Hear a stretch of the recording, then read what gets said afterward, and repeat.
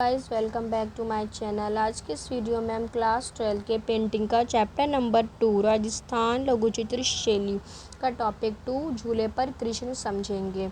ये topic exam के point of view से काफ़ी इम्पॉर्टेंट टॉपिक है। यह topic already previous question paper में पूछा जा चुका है और ये आने वाले एग्ज़ाम में भी पूछा जाएगा।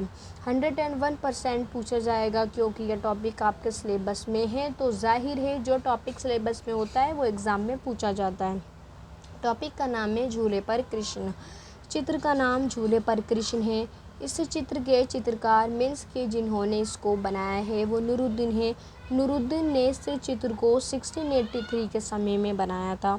इसका माध्यम कागज़ पर जल रंग है। मीन्स कि उन्होंने वाटर कलर की सहायता से इसको कागज़ पर बनाया था। इस चित्र की उपशैली बीकानेर है। नूरुद्दीन चित्रकार ने तकनीक टेम्परा की सहायता से इस चित्र को प्रस्तुत किया है। इसका म्यूज़ियम राष्ट्रीय संग्रहालय नई दिल्ली है, that is national museum new Delhi. मैं आप लोगों को इसका विवरण समझाते हुए बीच बीच में चित्र भी दिखाती रहूँगी जिससे कि आप लोगों को ये पॉइंट अच्छे से याद रहें। इस चित्र में 2 फलक हैं। मीन्स कि इसको 2 तरीके से 2 भाग में बांटा गया है। ऊपरी फलक में बाईं ओर कृष्ण को झूले के षटभुजाकार आधार पर बैठे हुए दिखाया गया है। मीन्स कि जो कृष्ण है उनको षटभुजाकार जो 6 साइड्स का झूला होता है अलंकृत आधार पर बैठे हुए दिखाया गया है। और इसके अलावा वस्त्र रहित यानी कि जो श्री कृष्ण है उनका नील वर्ग शरीर पर सफ़ेद फूलों का हार पहन रखा है और उसके बीच में मोतियों के बने ज्वेलरी को आभूषण को भी बहुत साफ ढंग से दिखाया गया है। उन्होंने कंधों पर लटका हुआ एक पीले रंग का महीन दुपट्टा भी पहन रखा है जो नीचे तक लटका हुआ है और सिर पर एक खूबसूरत सी अलंकृत मुकुट भी उन्होंने पहन रखा है जो काफ़ी आकर्षक लगता है। उन्होंने कमर के नीचे नारंगी रंग की धोती पहनी है जिस पर सफ़ेद फूल छपे हैं। कृष्ण है जो षटभुजाकार झूले पर बैठे हुए हैं। इन्होंने सफ़ेद रंग की माला को पहना हुआ है और बीच में ज्वेलरी को आभूषण को भी दिखाया गया है। इनके सिर पर एक खूबसूरत से मुकुट को भी दिखाया गया है। इनके शरीर को वस्त्र ही दिखाया गया है। नील वर्ग शरीर से इनको नाम दिया गया है। इन्होंने कमर के नीचे एक नारंगी रंग की धोती बांध रखी है जिस पर पीले रंग के फूल छपे हैं। और इस चित्र में 2 फलक को दिखाया गया है जो इसको बहुत अच्छे से 2 पार्ट में डिवाइड करते हैं। उनके दाहिने ओर छज्जे पर राधा को वे स्नेहपूर्वक निहार रहे हैं। मीन्स कि वहाँ पर राधा भी बैठी हुई हैं और वे राधा को प्रेम पूर्वक निहार रहे हैं।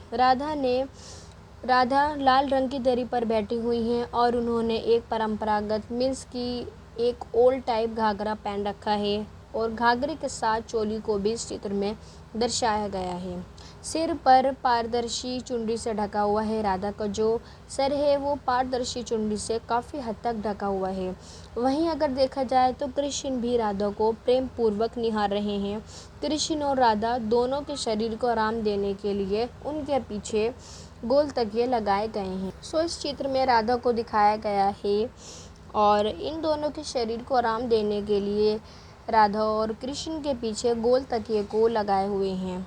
इस चित्र के अंदर कृष्ण भी राधा को प्रेम पूर्वक निहार रहे हैं। ठीक उसी प्रकार भी राधा भी कृष्ण को स्नेहपूर्वक प्रेम पूर्वक निहार रही हैं। राधा को परंपरागत तरीके से घाघरा और चोली पहने हुए दिखाया गया है। राधा का सर एक पारदर्शी चुनरी से ढका हुआ है।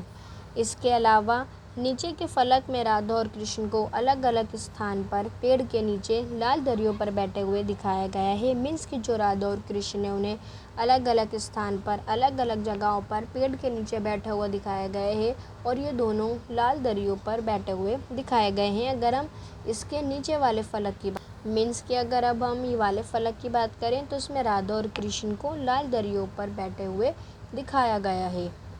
हालांकि राधा और कृष्ण की वेशभूषा ऊपरी फलक के समान ही है, लेकिन इस फलक में कृष्ण की धोती का रंग पीले रंग के रूप में दिखाया गया है और इन दोनों के शरीर को आराम देने के लिए इस फलक में भी गोल तकिए लगाए गए हैं।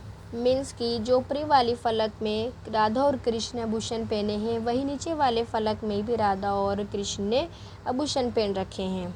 लेकिन अगर हम इस फलक में देखें तो देखा जाए तो कृष्ण की धोती के रंग को पीले रंग में दिखाया गया है, जबकि ऊपरी फलक में कृष्ण के धोती के रंग को नारंगी रंग के रूप में दिखाया गया है। नीचे वाले फलक में भी इन दोनों के शरीर को आराम देने के लिए पीछे गोल तकिए लगाए हुए हैं। राधा की परिचारिक को कृष्ण के पास खड़े हुए दिखाया गया है। परिचारिक मतलब राधा की संदेशवाहक को कृष्ण के पास संदेश लेकर के खड़े हुए दिखाया गया है। वे राधा का कोई संदेश लेकर के कृष्ण के पास खड़ी हुई हैं। संदेशवाहक महिला ने हल्के बैंगनी और पीले रंग की धारीदार घाघरा पहना हुआ है और साथ ही जो उनकी चोली है वे बैंगनी कलर की मेल खाती हुई चोली उन्होंने पहन रखी है। इस चित्र में राधा के संदेशवाहक को कृष्ण के पास कोई संदेश बोलते हुए दिखाया गया है। ये बैंगनी रंग की मेल खाती हुई चोली इन्होंने पहन रखी है, जिस पर लंबी लंबी धाराएं बनी हुई हैं और इसके अलावा इन्होंने इसमें धारीदार घाघरा पहन रखा है। ऐसा प्रस्तुत होता है कि ये राधा के संदेश को कृष्ण के पास जाकर के सुना रही हों।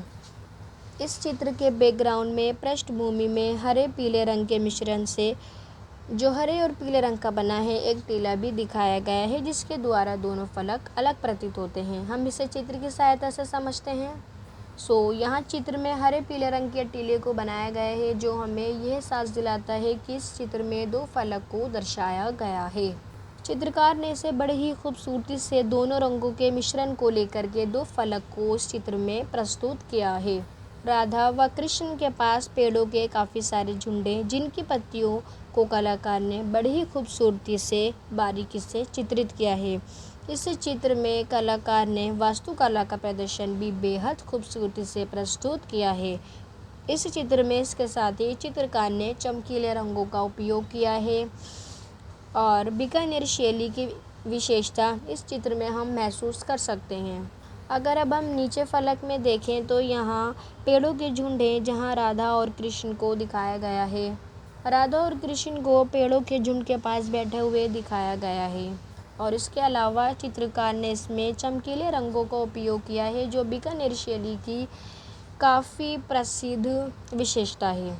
तो आई होप कि आप लोगों को अच्छे से समझ में आया हो और इसके बाद हम इसका टॉपिक 4 पढ़ेंगे। जब तक के लिए गुड बाय।